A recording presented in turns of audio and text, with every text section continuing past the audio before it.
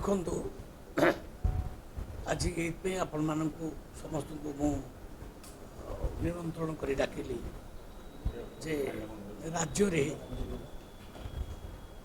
ବିଭିନ୍ନ petrol pump ମାନଙ୍କରେ petrol ମହଜୁଦ ଅଛି, ଡିଜେଲ ମହଜୁଦ ଅଛି, କୌଣସି ପ୍ରକାର ସର୍ଟେଜ କେଉଁଠି ନାହିଁ। ତେଣୁ ବିଭିନ୍ନ ଗଣମାଧ୍ୟମରେ ବିଭିନ୍ନ ପ୍ରକାର ନ୍ୟୁଜ୍ ବାହାରୁଛି, କାରଣ ମିଡିଲ ଇଷ୍ଟରେ ଯେଉଁ ପ୍ରକାର ଯୁଦ୍ଧ ଚାଲିଛି ତାକୁ ନେଇକରି ବିଭ୍ରାନ୍ତିକର ତଥ୍ୟ ମଧ୍ୟ ପରିବେଷଣ ହେଉଛି।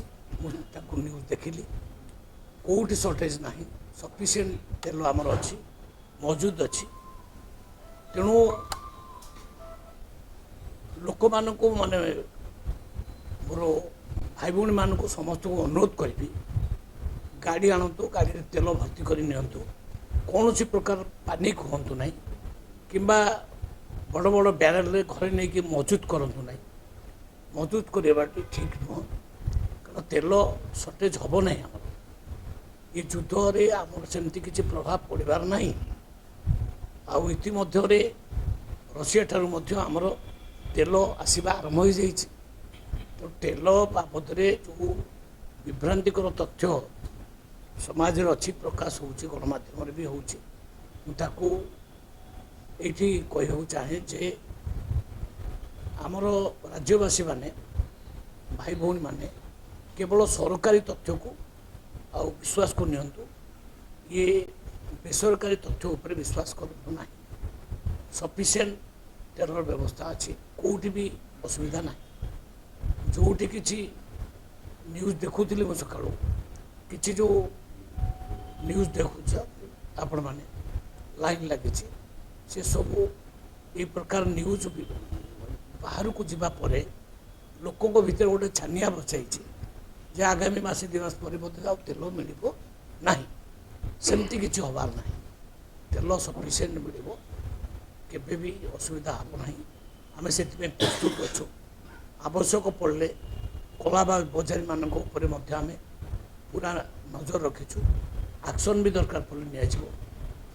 ଆଉ ଆମେ ସରକାର ପୁରା ତେଲ, ନିତ୍ୟ ବ୍ୟବହାର୍ଯ୍ୟ ପଦାର୍ଥ, ଖାଇବା ଦ୍ରବ୍ୟ ଏସବୁ ଉପରେ ପୁରା ନଜର ରଖିଛନ୍ତି, କିଛି କେଉଁଠି ଅଭାବ ନାହିଁ। ତେଣୁ ମୁଁ ସମସ୍ତଙ୍କୁ ଏଥିପାଇଁ ନିବେଦନ କରିବାକୁ ଚାହେଁ, ଓଡ଼ିଶାର ପ୍ରତ୍ୟେକ ନାଗରିକଙ୍କୁ ମୁଁ ନିବେଦନ କରିବାକୁ ଚାହେଁ, ଏଇ ମ୍ୟାଟରରେ ପ୍ୟାନିକ୍ ହେବାର କୌଣସି ଆବଶ୍ୟକତା ନାହିଁ।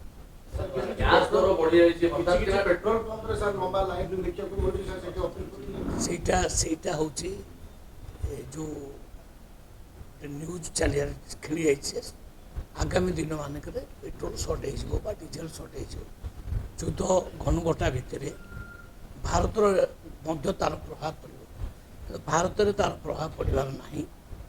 ଭାରତ ସଦାବେଳେ ପେଟ୍ରୋଲ ଆଉ ଡିଜେଲ ଜାତୀୟ ପଦାର୍ଥ ଭରପୁର କରି ରଖିଛନ୍ତି, ପୁରା ଭର୍ତ୍ତି ହେଇକି ଅଛି ଦେଶରେ।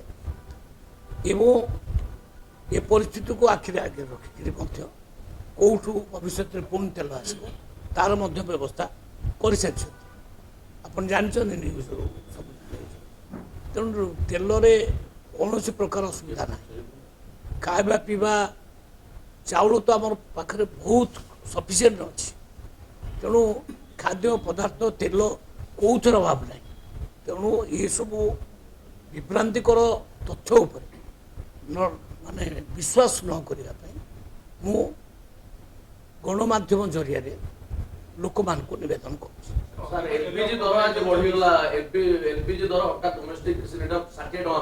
ସେ ବେଳେବେଳେ ସେମିତି ବଢ଼ିବ କମିବ, ସେଇଟା ପେଟ୍ରୋଲିୟମ ଜିନିଷ ଗୁଡ଼ା ବି ସେଇଆ, କେତେବେଳେ ବଢ଼ିବ କେତେବେଳେ କମିବ, କିନ୍ତୁ ମାନେ ମହଜୁଦ ଅଛି ସଫିସିଏଣ୍ଟ, ଅଭାବ ନାହିଁ।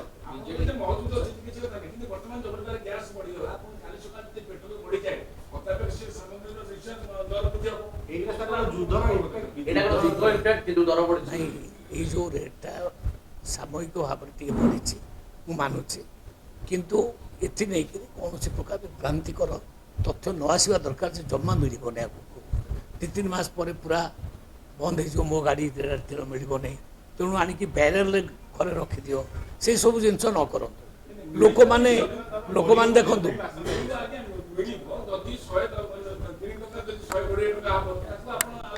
ନାଇଁ ନାଇଁ ଏତେ ରେଟ୍ ବଢ଼ି ନାହିଁ ଏପର୍ଯ୍ୟନ୍ତ କାଁ ମା ଟିକେ ଟିକେ ବଢ଼ିଛି ତାକୁ ନେଇକିରି ତେଣୁ ବିଭ୍ରାନ୍ତିକର ତଥ୍ୟ ଯେଉଁ ଲୋକମାନଙ୍କ ପାଖରେ ପହଞ୍ଚୁଛି ଯେ ଆଗାମୀ ଦିନରେ ମିଳିବ ନାହିଁ ସେମିତି ନୁହଁ ସଫିସିଏଣ୍ଟ ତେଲ ଅଛି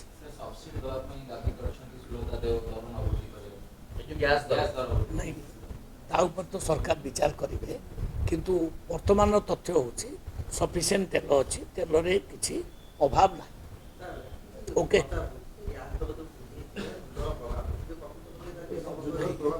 ଶୁଣନ୍ତୁ ଯୁଦ୍ଧର ତ ପ୍ରଭାବ ସବୁଠି ପଡ଼ିବ ମୁଁ ତ ମାନୁଛି ଏ ଯେଉଁ ଯୁଦ୍ଧ ଆହୁରି ଭୟଙ୍କର ବି ହେଇପାରେ ତାର ପ୍ରଭାବ ଭାରତ ଉପରେ ନ ପଡ଼ିବ ତା ମାନେ ନାହିଁ ସବୁଠି ପଡ଼ିବ ସବୁ ଦେଶ ଉପରେ ପଡ଼ିବ କିନ୍ତୁ ବର୍ତ୍ତମାନଙ୍କର ସ୍ଥିତି ହେଉଛି ଏଇଆ ଯେ ଆମ ଦେଶରେ ତେଲ ଖାଇବା ପିଇବା ଜିନିଷ ଅଭାବ ନାହିଁ ସମ୍ପୂର୍ଣ୍ଣ ମହଜୁଦ ଅଛି ସଫିସିଏଣ୍ଟ ମହଜୁଦ ଅଛି ମୁଁ ତାଙ୍କୁ ଅପିଲ ତ କରୁଛି ଆଜି କହିବାର ମାନେ ହେଉଛି ସେଇଆ ଯେ ଯେଉଁମାନେ ବାରେଲ ଫାରେଲ ଧରିକି ଯାଇକିରି ଭର୍ତ୍ତି କରି ଘରକୁ ରହୁଛନ୍ତି ସେ ନିଅନ୍ତୁ ନାହିଁ ଗାଡ଼ି ନିଅନ୍ତୁ ଗାଡ଼ିରେ ଯେତିକି ଆବଶ୍ୟକ ଭର୍ତ୍ତି କରିକି ଆଣନ୍ତୁ ଅଭାବ ନାହିଁ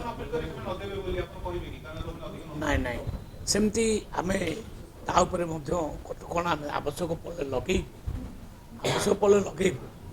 ସେଟା ବି ଆମେ କରିପାରିବୁ ସରକାର ତରଫରୁ କିନ୍ତୁ ଅବିକା ସେମିତି କିଛି ଅର୍ଡ଼ର ଯାଇନାହିଁ ଆମ ପାଖରେ ଯେହେତୁ ସଫିସିଏଣ୍ଟ ତେଲ ଅଛି ମୁଁ ନାଗରିକମାନଙ୍କୁ ବୁଝେଇବାକୁ ଚାହୁଁଛି ଯେ ଜମା ପ୍ୟାନିକ୍ ହୁଅନ୍ତୁ ନାହିଁ ଯେତିକି ତେଲ ଦରକାର ସେତିକି ନିଅନ୍ତୁ ସବୁଦିନ ଭଳିଆ ନିଅନ୍ତୁ ଜମା ପ୍ୟାନିକ୍ ହୁଅନ୍ତୁ ଘରେ ନେଇକିରି ମହଜୁଦ କରନ୍ତୁ ନାହିଁ କାହିଁକି ନା ତେଲ ସଫିସିଏଣ୍ଟ ଅଛି